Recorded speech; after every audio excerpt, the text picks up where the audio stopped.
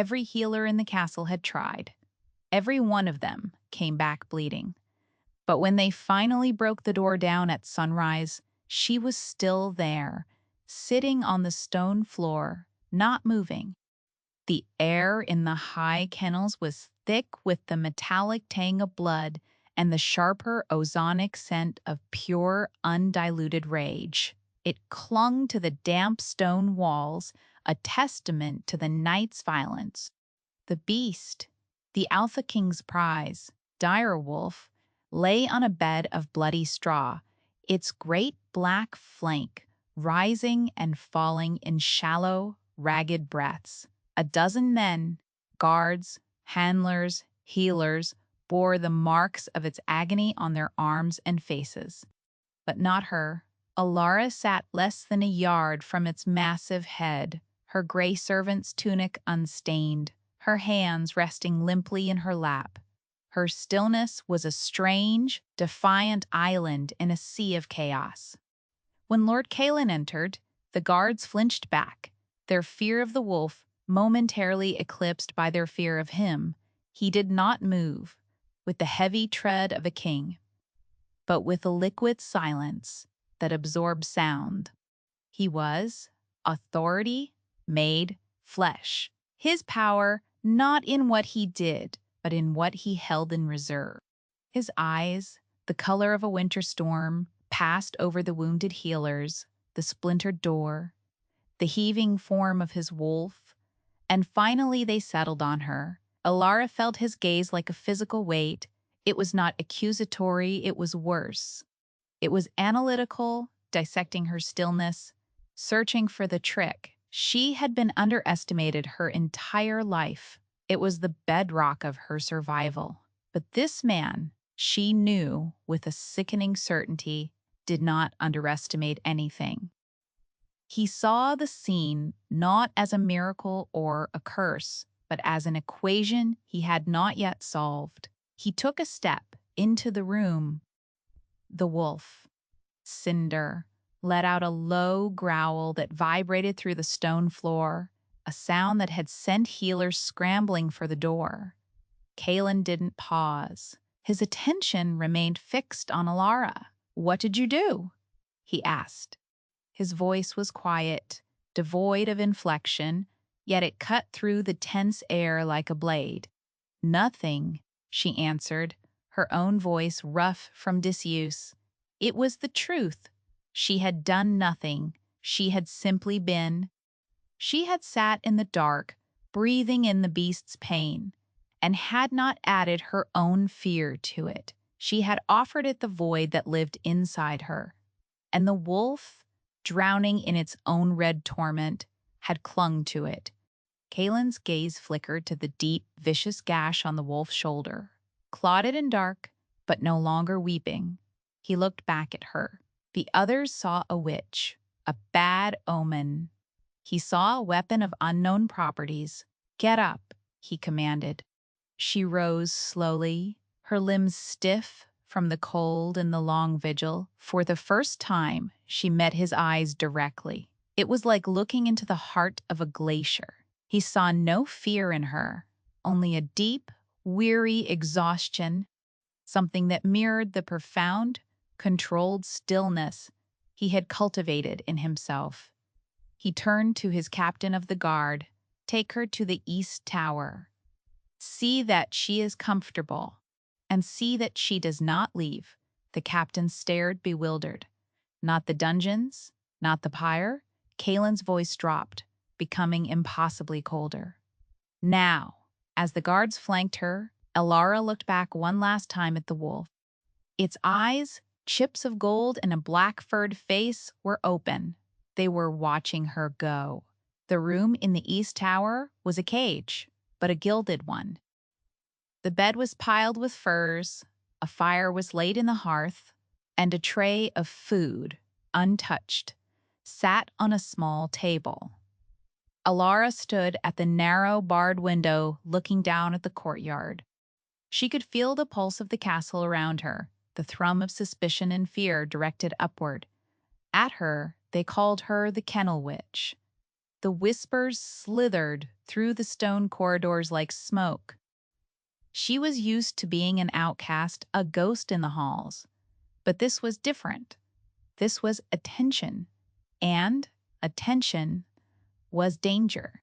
She had spent a lifetime perfecting the art of being unseen, of making her presence so quiet it was mistaken for an absence. That single night had undone it all. The door opened without a knock. Lord Kalin stood there, a shadow against the light of the corridor. He carried no weapon, but he was the most dangerous thing she had ever seen. He closed the door behind him, the sound of the latch clicking into place, unnervingly final. The click of a heavy iron latch. He moved to the hearth, his gaze sweeping the room, noting the untouched food, her rigid posture at the window. He did not sit. He did not invite her to. They simply occupied the space, two opposing forces held in perfect tense equilibrium. The wolf lives, he said. It was not a question. His fever broke this afternoon. She said nothing, her knuckles white where she gripped the icy stone of the window frame. Valerius, my chief counselor, believes you should be burned, he continued, his tone conversational as if discussing the weather. And then wove a counterspell to indebt me to you. He is a man of considerable imagination. Elara finally turned from the window. And what do you believe, my lord? Kalin studied her, his head tilted slightly. I believe Valerius is a fool who fears what he cannot immediately categorize. But I also believe that you are not a simple servant girl. No servant could have survived that room. No woman could have sat in the dark with that much pain and not been broken by it. He took a step closer.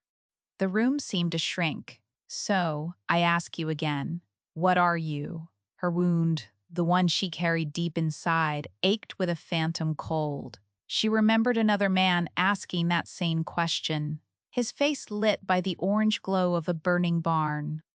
She remembered the word they had used for her, abomination.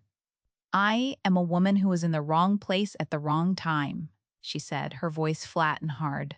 I did not ask to be locked in that kennel. I was delivering linens. The handlers fled. The door was barred from the outside. He smiled, but it was a chilling, predatory thing that held no warmth. A convenient story. And yet it does not explain why you are alive and my best guards are not. He closed the remaining distance between them, stopping so close she could feel the heat radiating from his body. She did not retreat. She had sworn to herself long ago she would never retreat again.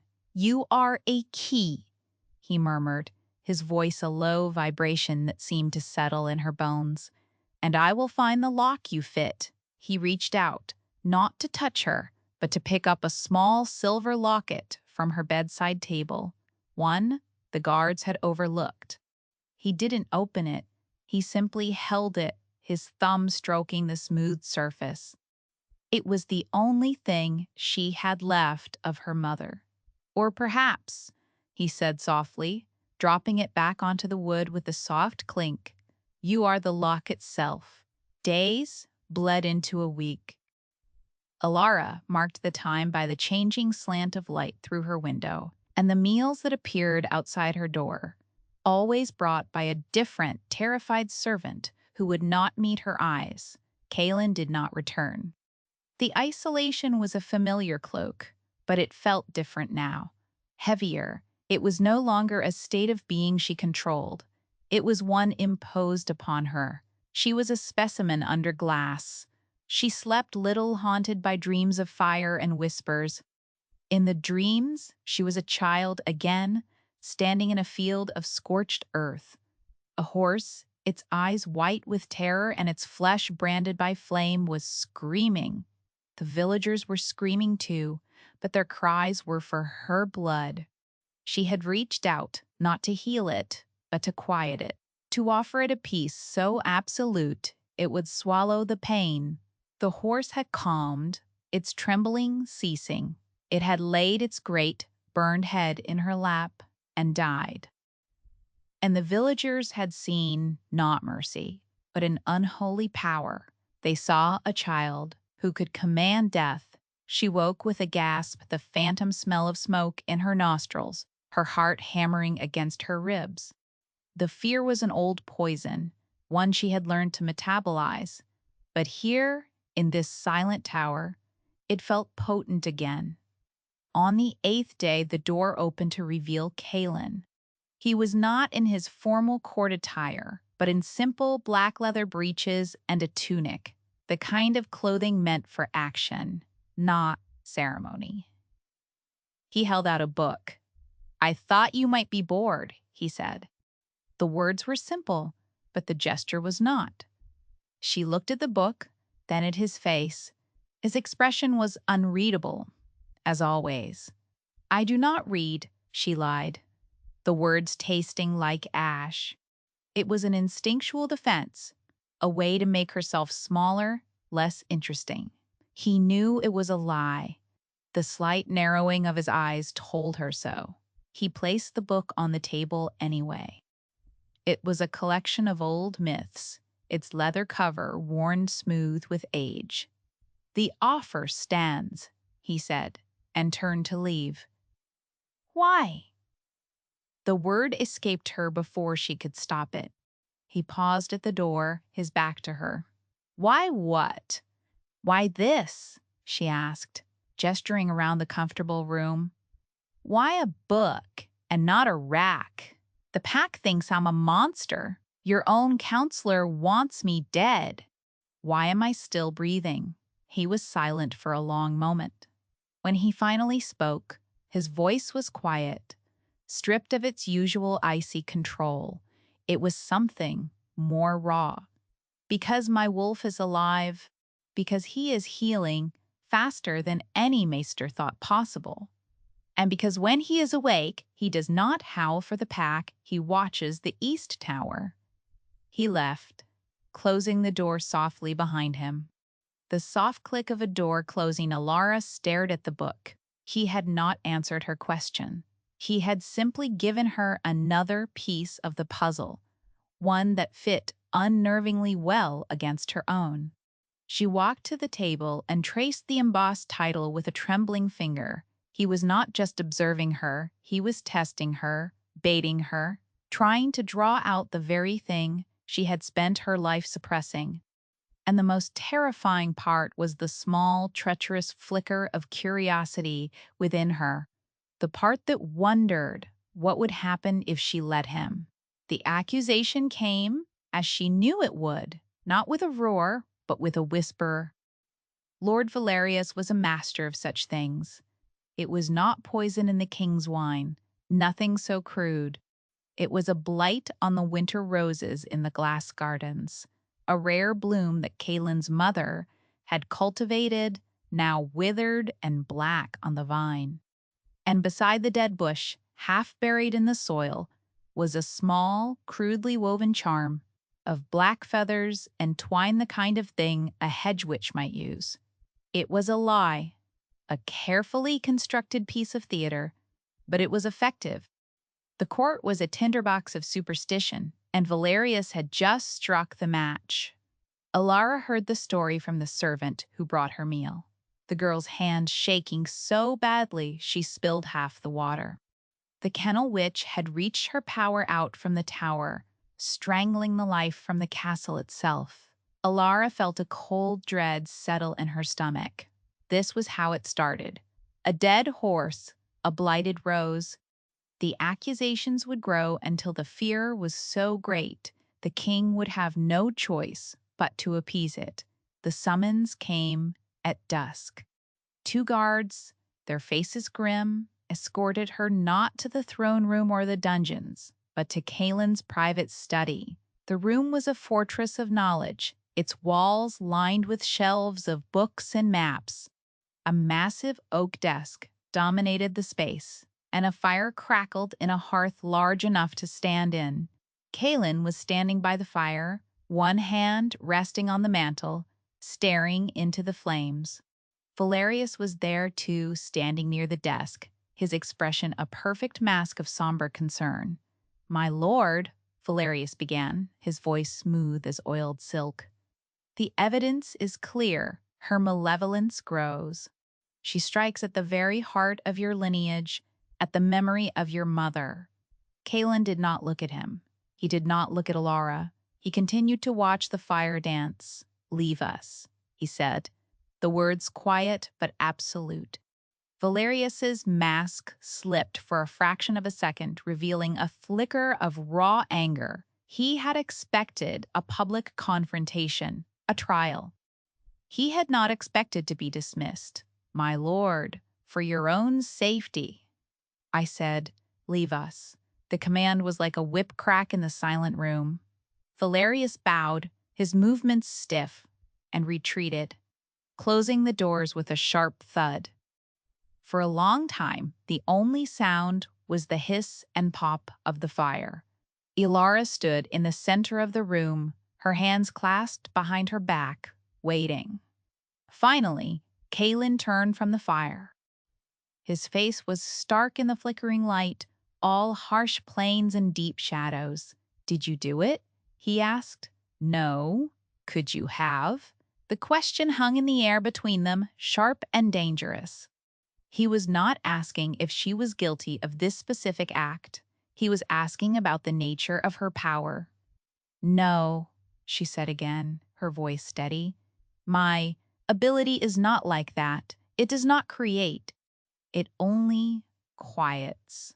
He watched her, his storm gray eyes searching her face, looking for the lie. "Valerius has demanded a public trial by ordeal. He wants to see you walk on hot coals or be thrown in the river. He says, the pack demands a demonstration." "And do they?" she asked. "They demand whatever the loudest voice tells them to," he said with a weary disgust. He walked towards her, stopping just out of arm's reach. "He has trapped me, you see. If I refuse the trial, I am seen as weak, bewitched. If I allow it, I am bowing to his authority. He wins either way." Alara saw the trap, but she also saw the flaw in it. Valerius assumed Kalen would play by the established rules. "So you will create a new rule," she said, the words coming unbidden. A flicker of something surprise, intrigue passed through his eyes. He had not expected her to understand the political calculus of his court. "Indeed," he said softly. He gestured to a small, unassuming door near the hearth. "From now on, you will be quartered here, in the room adjoining my study. You will serve my meals. You will attend me here while I work. You will not leave my sight." Her breath caught. It was a masterstroke. A public trial was a spectacle. By bringing her into the very heart of his power, he was declaring her his, under his direct protection and control. It defied Valerius. It defied the pack, and it bound her to him in a way that was more inescapable than any cell. "The pack will see it as a provocation," she warned. "Let them," he said, his voice a low growl. "They think you are my curse. I will teach them that you are my will."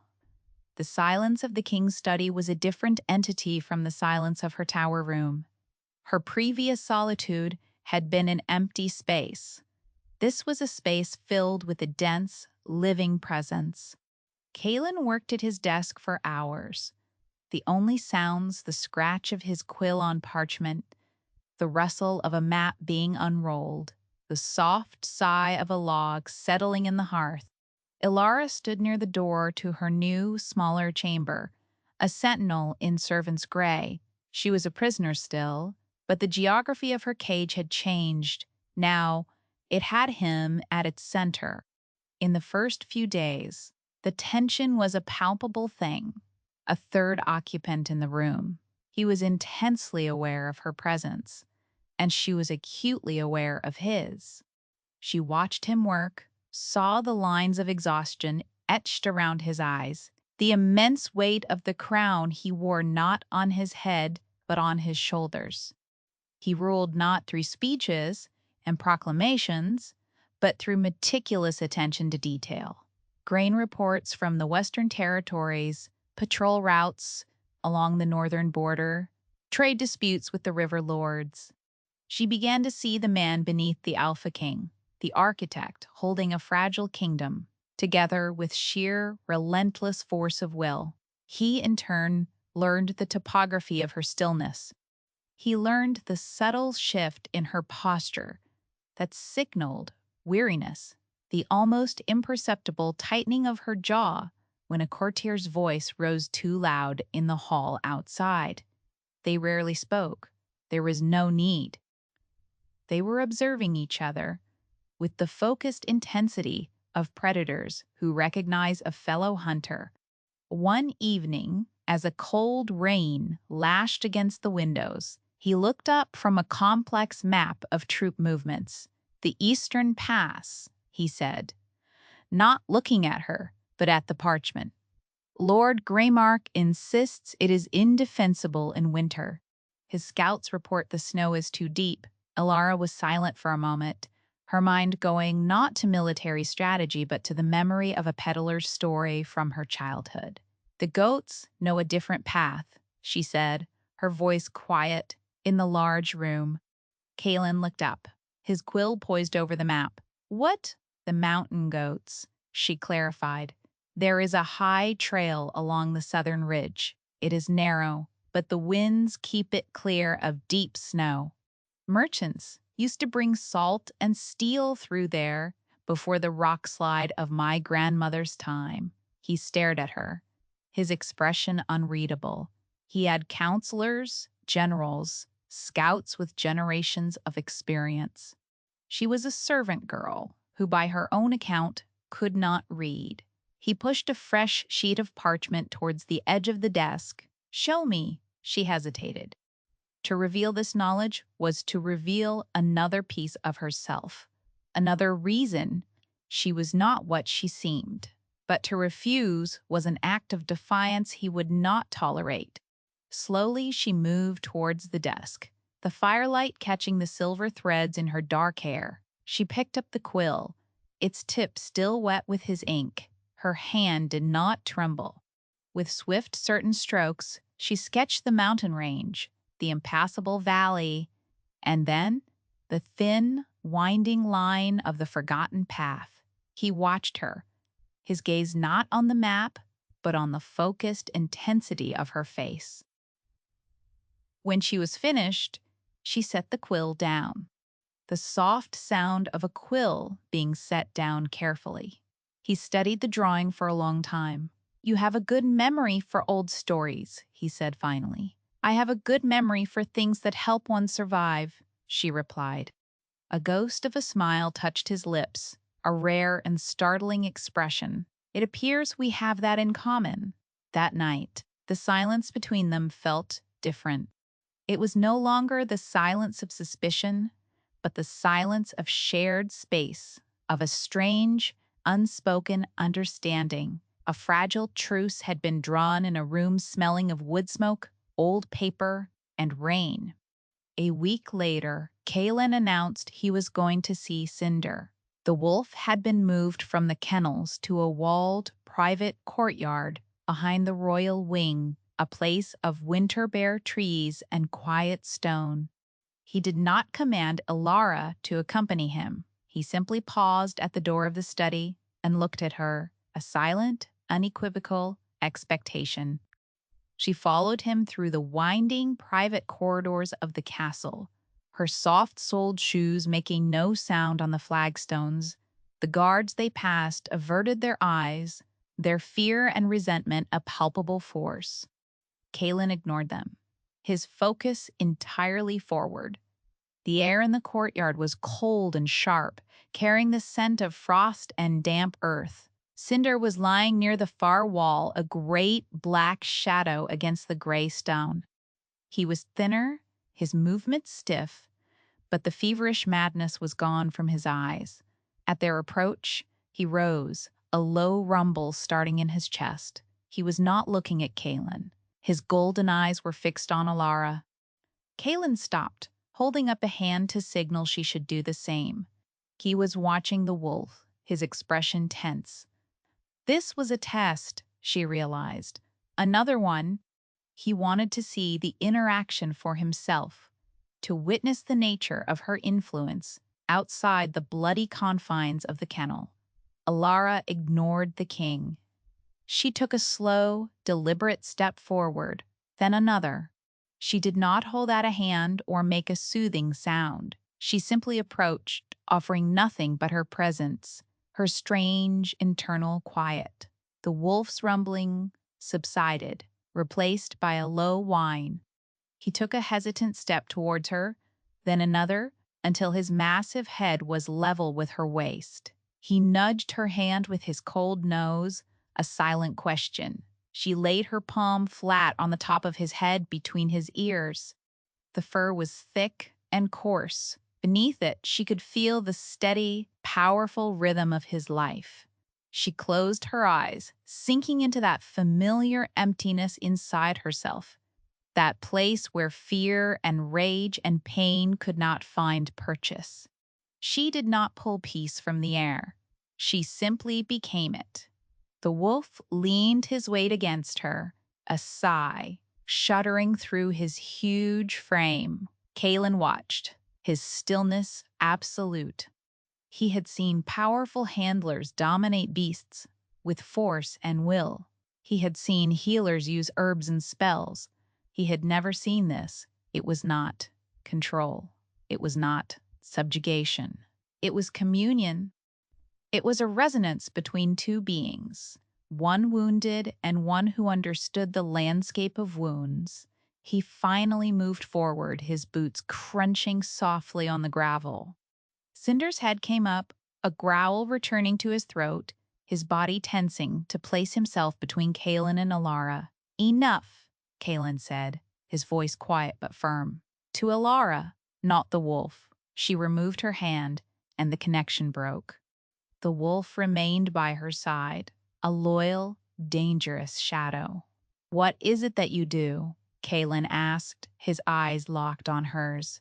"There is no name for it," she said, her voice barely a whisper. "Those who fear it call it a null, a void.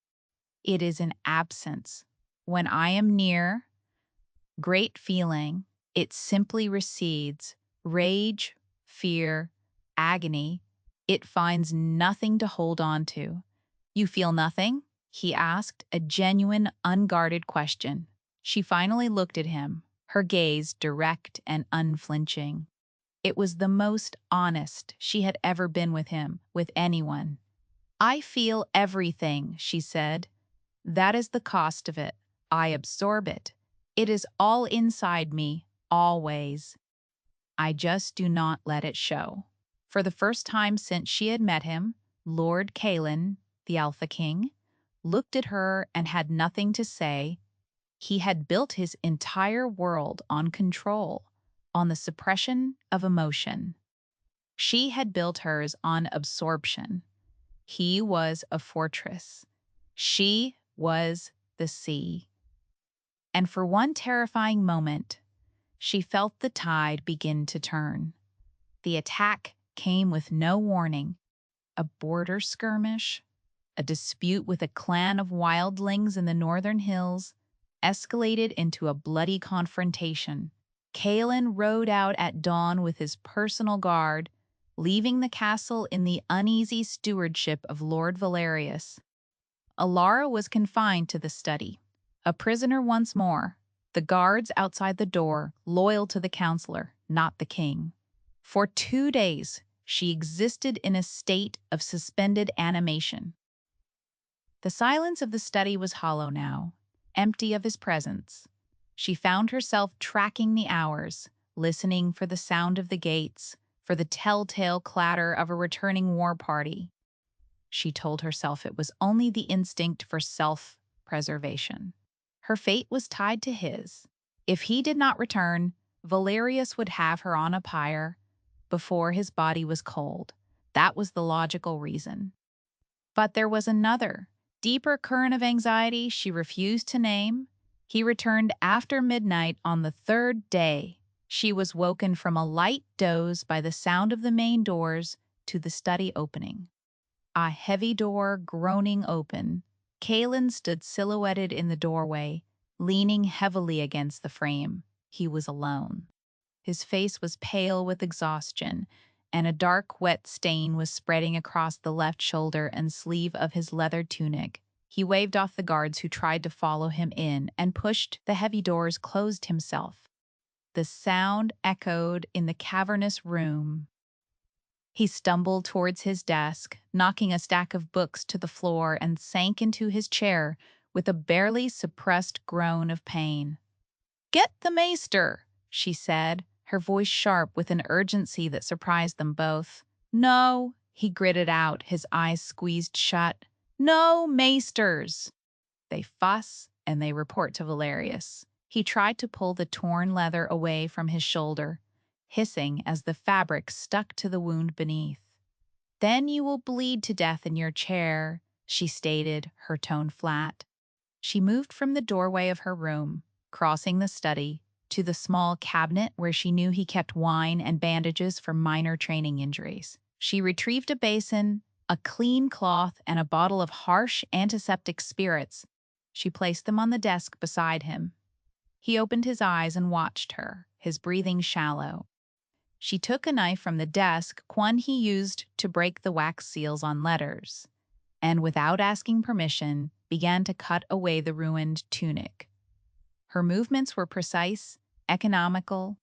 The wound was a deep, ragged gash running from his collarbone down his arm, crudely stitched in the field, but now inflamed and bleeding sluggishly. It was not mortal, but it was serious.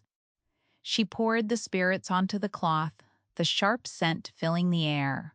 "This will hurt," she said, not as a warning, but as a simple fact. He just nodded, his jaw tight.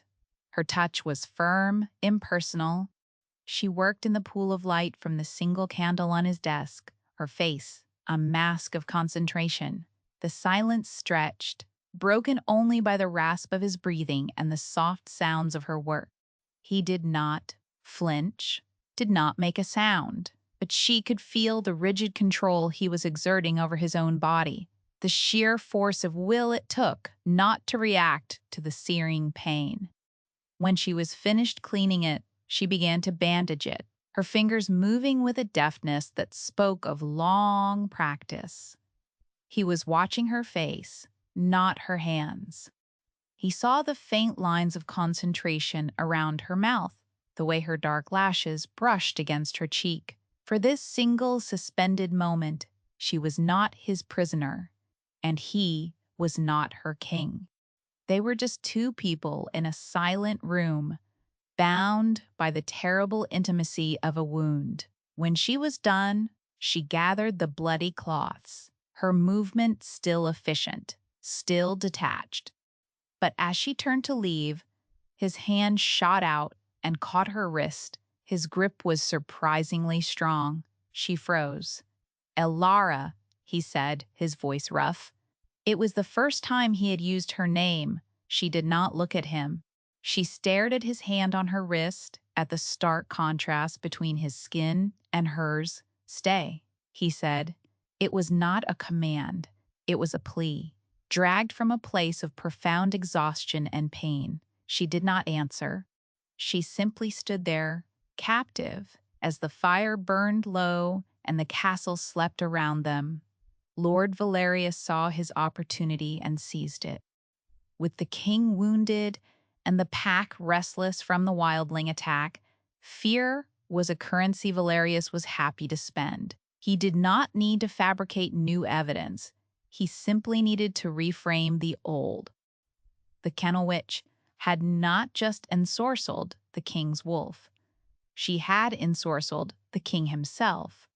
His strange protection of her, his wound that no maester was allowed to see, his increasing isolation, it was all proof of her insidious influence. Valerius was too clever to make a direct move against his king. Instead, he unearthed an ancient law, a relic from a more brutal age, the right of clarity. It was a trial designed to expose unnatural influence on the Alpha bloodline.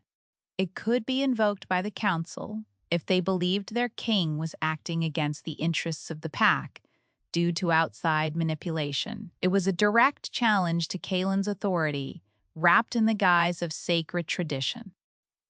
The law stipulated that the accused source of influence, Alara, must face the pack. She would be brought before an alpha of a different line, a neutral arbiter. But there were no other alphas for hundreds of miles.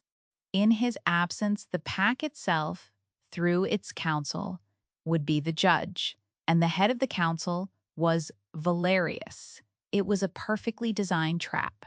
Kalen was still recovering, his arm bound tightly to his chest. He stood at the tall window of his study, looking down at the courtyard, where the council members were gathering, their faces grim.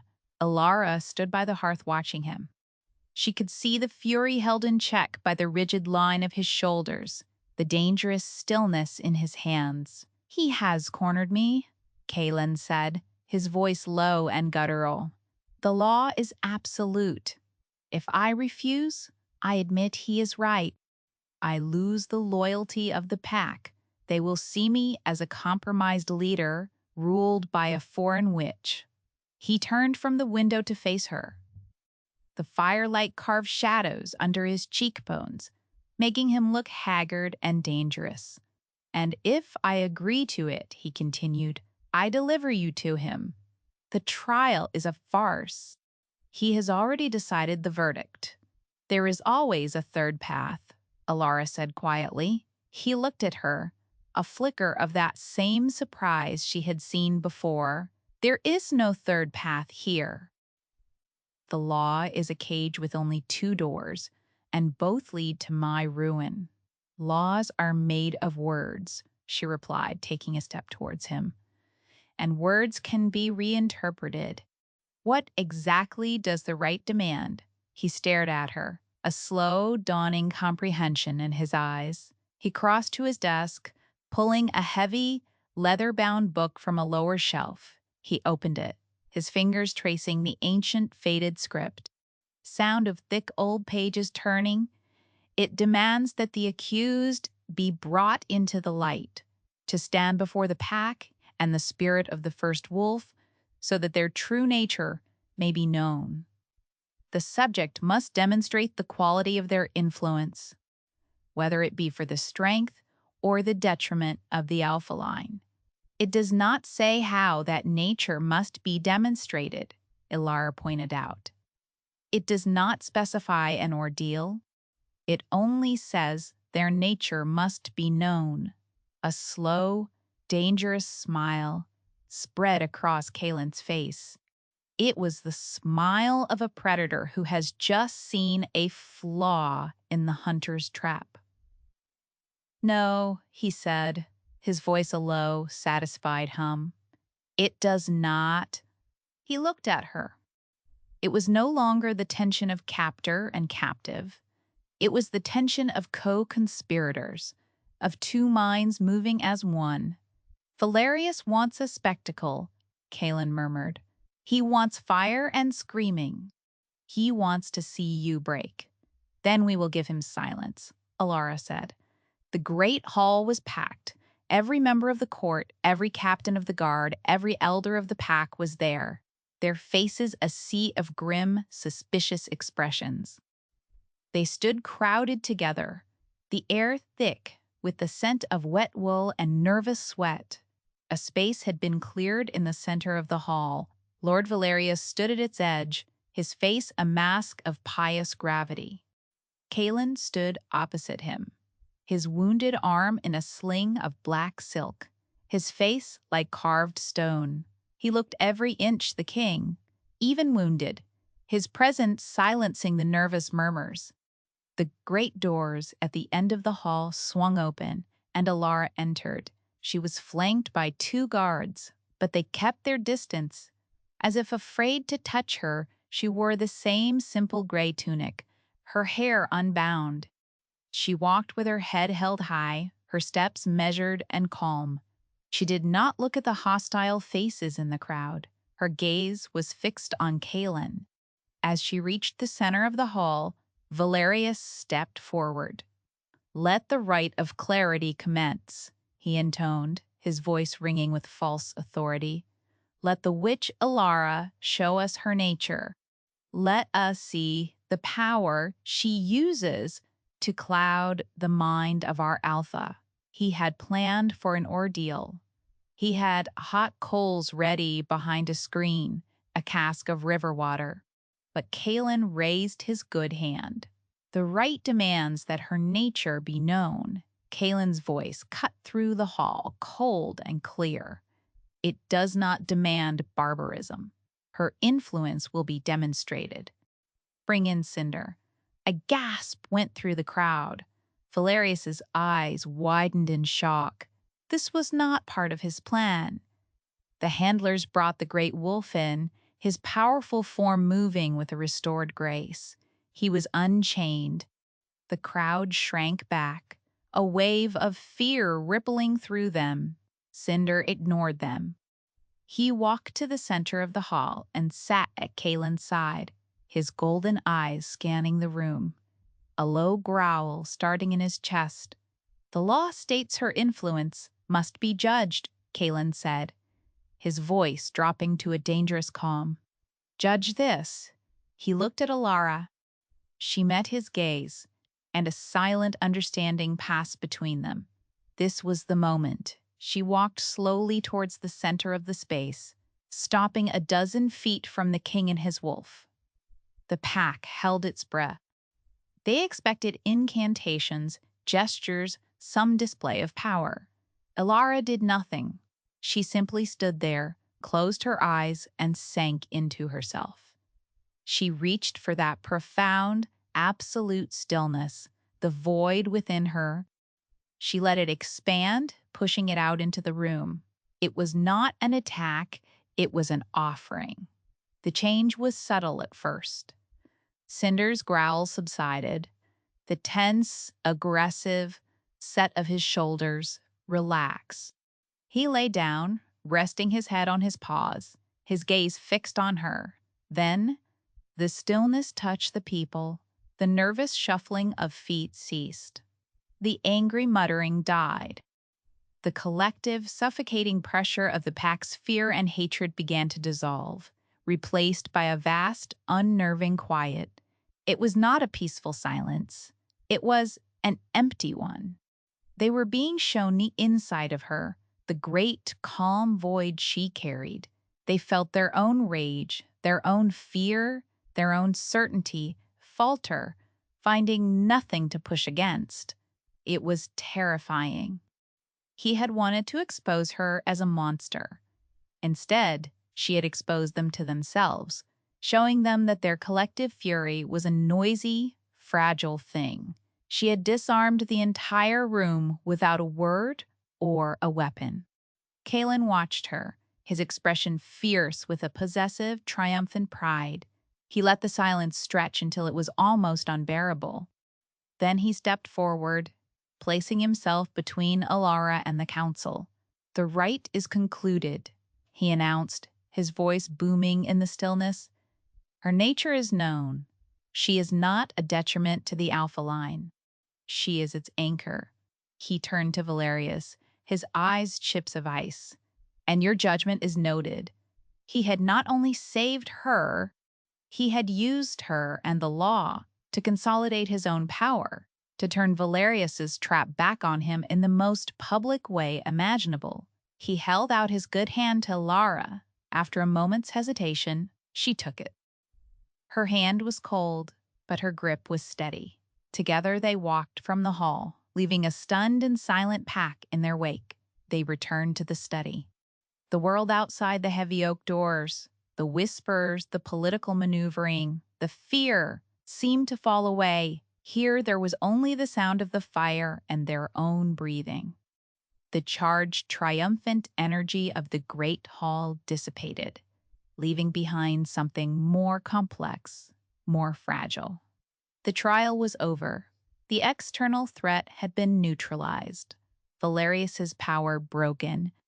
But the confrontation that truly mattered had only just begun. Kaelin released her hand. He walked to the hearth and stood staring into the flames, his back to her, much as he had the night Valerius first accused her. The posture was the same, but the silence was different. It was no longer a space of suspicion or truce. It was a space of revelation. She had shown him the deepest part of herself, the quiet void she had hidden her entire life, and he had, in turn, claimed it, and her in front of his entire world.